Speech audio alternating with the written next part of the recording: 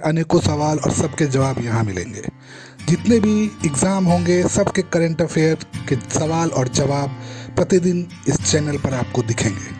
जैसे कि भारत की राष्ट्रपति का नाम आपसे पूछा जाएगा और कहीं भी आप देखोगे तो उसका जवाब द्रौपदी मुर्मू रहेगा, लेकिन हम यहाँ आपको बताएंगे कि भारत के राष्ट्रपति को कितने वोट मिले थे, उनके विपक्षी उम्मीदवार कौन थे, उनका जन्म स्थान कहाँ था और उन्होंने अभी तक कौन कौन से संवैधानिक पद प्राप्त किए।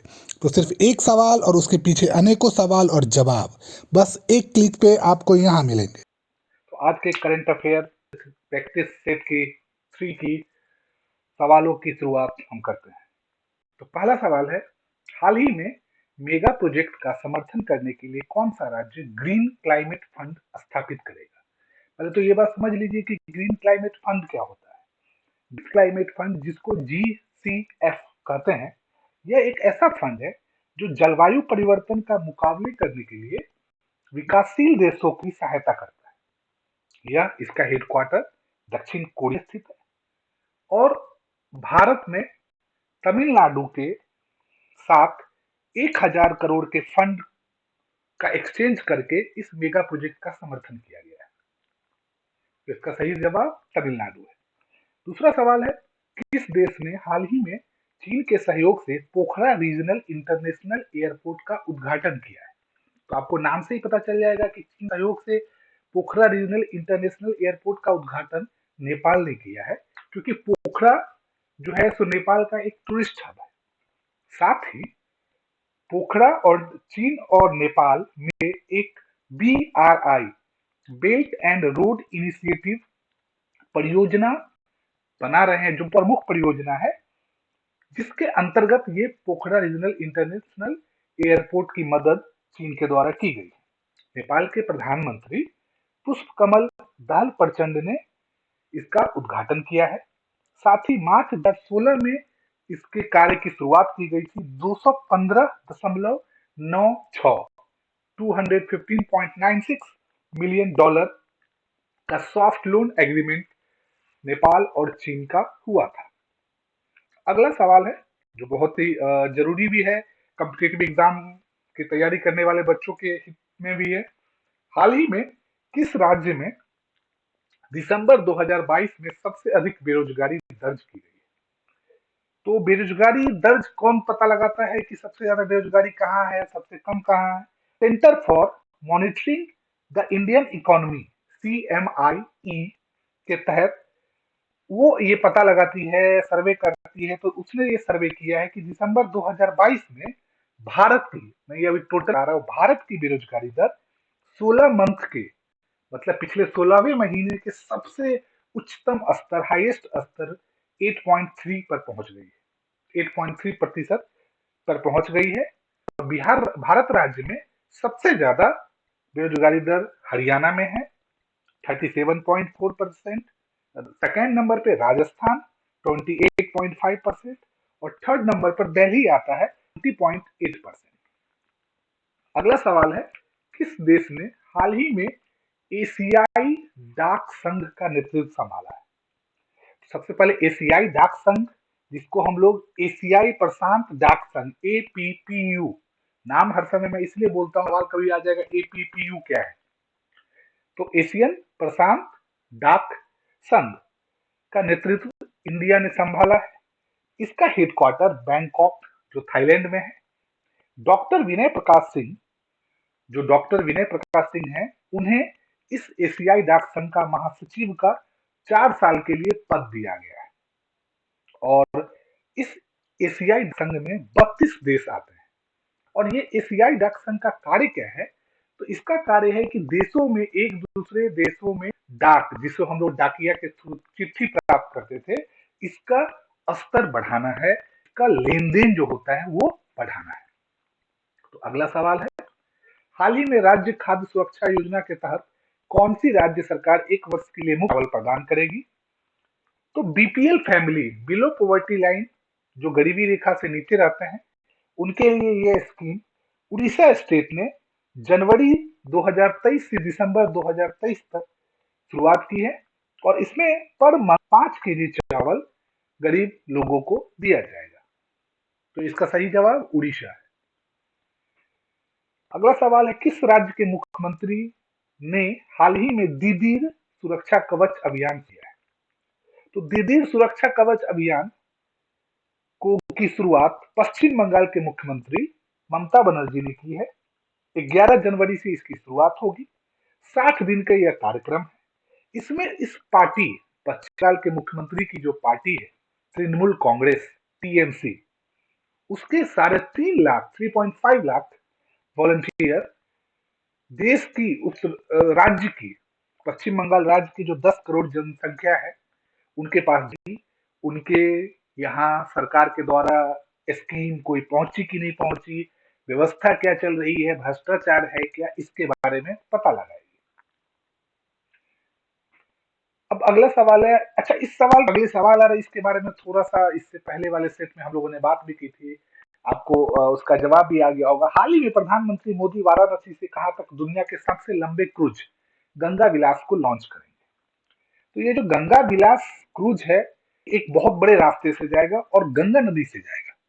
तो बनारस से ये शुरू होगा, जिसका नया नाम वाराणसी है, और ये वाराणसी से बक्सर जो बिहार में स्थित है वहां से होते हुए पटना, फिर पटना से ये आगे बढ़ते हुए वेस्ट बंगाल मतलब पश्चिम बंगाल, फिर पश्चिम बंगाल से ये असम पहुंचेगी। तो ये असम के आगे भी जाएगी, लेकिन वो दूसरे देश में जाएगी, और वो जाएगी ये बांग्लादेश में। तो असम में ये जाएगी, और ये 51 दिन की लॉन्ग जर्नी है। 13 जनवरी को प्रधानमंत्री मोदी जी द्वारा इसका हरी झंडी दिखा के इसके उद्घाटन किया जाएगा। अगला सवाल है, कुलदीप सिंह पठानिया हाल ही में किस राज्य के विधानसभा के अगले स्पीकर नियुक्त हुए? तो इस चारों राज्य में आप अगर देखेंगे तो हिमाचल प्रदेश ऐसा राज्य है जिसके अभी हाल ही में चुनाव हुए हैं, और हिमाचल प्रदेश के मुख्यमंत्री सुखविंदर सिंह सुक्खू बने हैं, और कुलदीप सिंह पठानिया को वहां का विधानसभा स्पीकर निर्विरोध रूप से चुन लिया गया है। निर्विरोध का मतलब बिना किसी चुनाव के। सवाल है, हाल ही में वॉल्टर कनिंघम का निधन हुआ है, वे कौन थे? तो वॉल्टर कनिंघम एक अंतरिक्ष यात्री थे। इन्होंने 1968 में अंतरिक्ष पर ये गए थे, और ये उनका जिस मिशन के तहत गए थे, ये 11 दिन का था, और अपोलो 7 मिशन के अंतर्गत अंतरिक्ष गए थे, और ये 90 साल के थे, और इनकी अभी हाल ही में निधन हुआ है। तो इसका सही जवाब है, भारत और फ्रांस के बीच नई दिल्ली में 36वीं सामरिक वार्ता आयोजित की गई है, जो रणनीतिक रूप से बहुत महत्वपूर्ण है। इसमें दोनों देशों ने वैश्विक मुद्दों जैसे व्यापार, अच्छे संबंध, इस पर बातचीत की है। भारत की तरफ से भारत के राष्ट्रीय सुरक्षा सलाहकार अजीत डोभाल जी ने प्रतिनिधित्व किया था। साथ ही फ्रांस की तरफ से उनके राष्ट्रपति के कूटनीतिक सलाह इमानुएल बोन ने इसका प्रतिनिधित्व किया था। पिछली बार ये वार्ता नवंबर 2021 पेरिस में हुई थी। अब अगला सवाल है, हाल ही में हसमुख आधिया किस राज्य के मुख्यमंत्री के रूप में, किस सलाहकार के रूप में नियुक्त हुए? तो हसमुख आधिया गुजरात के मुख्यमंत्री के सलाहकार के रूप में नियुक्त हुए हैं। यह देश के पूर्व वित्त सचिव रहे, 1981 बैच के ये आईएएस ऑफिसर रहे। अगला सवाल है, किस राज्य में शहरी सेवाओं में सुधार के लिए भारत और एडीबी ने एमओयू पर हस्ताक्षर किए? आपको एडीबी का इससे पहले भी हमने फुल फॉर्म बताया था, एशियन डेवलपमेंट बैंक। तो भारत के तमिलनाडु राज्य के 3 शहरों जलवायु प्रतिरोधी sewage system, water drainage system और वाटर सप्लाई सिस्टम को डेवलप करने के लिए 125 मिलियन डॉलर का लोन के रूप में एमओयू पर हस्ताक्षर किया गया। अगला सवाल है, हाल ही में गृह मंत्रालय ने किस राज्य में 2 स्थानों के नाम बदलने की मंजूरी दी है? तो गृह मंत्रालय ने उत्तर प्रदेश के 2 स्थानों के नाम बदलने की मंजूरी दी है। एक स्थान पड़ता है गोरखपुर के मुंडेरा बाजार, जिसको चौड़ा चौड़ी के रूप में नाम बदला गया है। दूसरा देवरिया के तेलिया अफगान जगह तेलिया शुक्ल के रूप में नाम के रूप में अब स्वीकार किया जाएगा। किसने हाल ही में fox in the road my days at RBI beyond नामक पुस्तक लिखी? तो इसके रचयिता हैं जो इन्होंने पुस्तक लिखी है, डॉक्टर सी रंगराजन। ये बहुत बड़े इंडियन इकोनॉमिस्ट रहे हैं। साथ ही में ये 90th 19वां गवर्नर, आरबीआई के गवर्नर जनरल थे, और ये पूर्व मेंबर ऑफ पार्लियामेंट भी रह चुके हैं। अगला सवाल है, हाल ही में किसने सेना का इंजीनियर इन चीफ नियुक्त किया गया था? तो सेना का जो कैपिटल इंजीनियर इन चीफ नियुक्त किया गया था वो लेफ्टिनेंट जनरल अरविंद वालिया को नियुक्त किया गया है। इससे पहले हरपाल सिंह रूप में कार्यरत थे। अमृत भारत स्टेशन योजना से कितने छोटे रेलवे स्टेशन का नवीकरण किया जाएगा? तो अमृत भारत स्टेशन योजना में छोटे छोटे स्टेशनों को बहुत अच्छे रूप से उनके प्रगति में योगदान दिया जा रहा है, उनके इंफ्रास्ट्रक्चर को डेवलप किया जा रहा है, साफ सफाई की व्यवस्था की जा रही है। तो इसके अंतर्गत 1000 स्टेशन को डेवलप किया जाएगा और 900 करोड़ रुपया का इसमें फंड किया जा रहा है।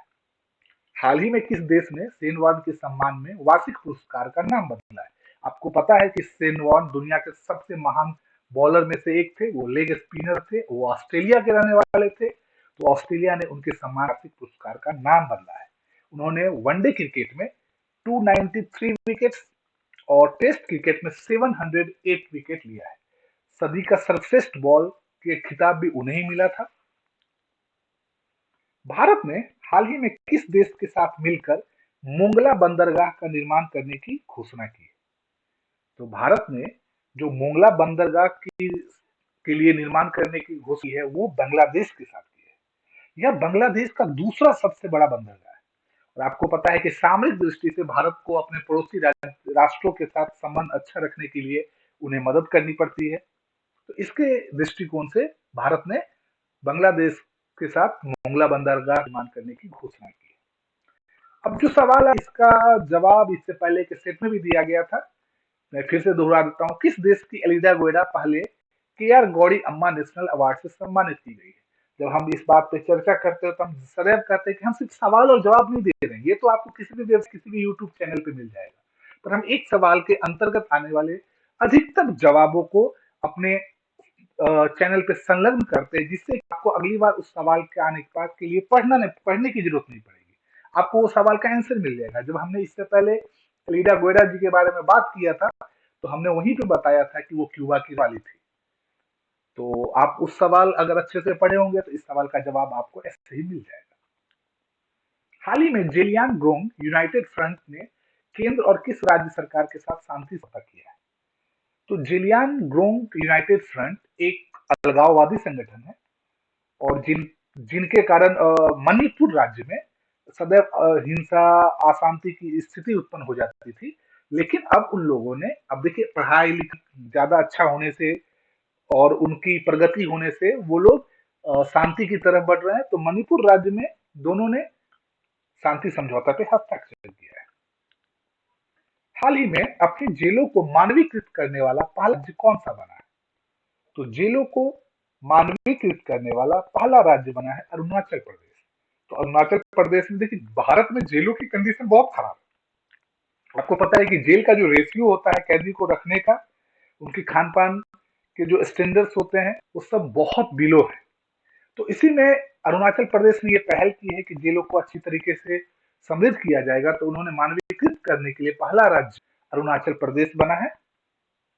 किस राज्य ने हाल ही में जियो की 5G सर्विस शुरू हुई? आपको पता है कि जियो ने अब 5G सर्विस देना शुरू किया है। तो आंध्र प्रदेश के कुछ शहरों जैसे कि तिरुमला, जहां तिरुपति बालाजी मंदिर अवस्थित है, विशाखापट्टनम जहां पे नेवल मतलब भारतीय नेवी की बहुत बड़े बड़े संस्थान हैं, विजयवाड़ा और गुंटूर में उन्होंने जियो की 5G शुरू की है।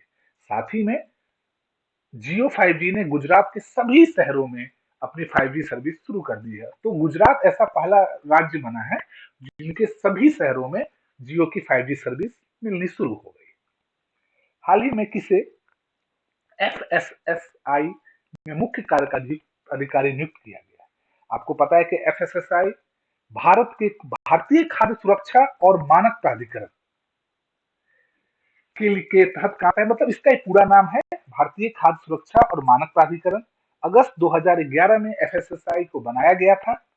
इसका हेडक्वार्टर न्यू दिल्ली में है और यह इसका मुख्य कारण है कि फूड, होटल्स में जो फूड मिलते हैं, पैकेज फूड मिलते हैं, कोई भी जो खाने पीने के सामान बेचे जाते हैं, उनकी सुरक्षा मानक क्या है, उनका सेफ्टी क्या है, वो खाने के हमारे हितकर है कि नहीं, वो सब चेक करता है। तो उसके जो अध्यक्ष नियुक्त किए गए हैं, अधिकारी, मुख्य कार्यकारी सीईओ नियुक्त किए गए हैं, वो हैं गंजी कमली वी राव। किस देश के पूर्व राष्ट्रपति को हाल ही में 11 साल की सजा सुनाई गई है? तो आपको पता है कि ये जो राष्ट्रपति हैं, ये भारत विरोधी राष्ट्रपति रहे हैं और इनका नाम है अब्दुल्ला यामीन और ये मालदीव के पूर्व राष्ट्रपति रहे और इन्हें भ्रष्टाचार, मनी लॉन्ड्रिंग, $5 लाख का जुर्माना लगाया गया। इन सब भ्रष्टाचार और मनी लॉन्ड्रिंग में साथ ही में 11 साल की सजा सुनाई गई है। किस राज्य की मेजबानी में हाल ही में पहला तटीय महोत्सव 2022 का आयोजन किया गया? तो तटीय महोत्सव कहीं भी वहीं हो सकता है जहां पे समुद्र उसके तट पे है। तो भारत के केरला में 24 दिसंबर से तटीय महोत्सव 2022 का आयोजन किया गया है और ये जिस फेस्टिवल के अंतर्गत किया गया है, उस फेस्टिवल को बेकल इंटरनेशनल बीच फेस्टिवल कहा जाता है। उसके अंतर्गत ही यह तटीय महोत्सव 2022 आया है और यह जिस जगह पे हुआ है वो माला के लिए प्रसिद्ध है। तो केरल के उत्तरी तट में जो नॉर्थ माला के रूप में ये फेमस है, उस वहीं पे यह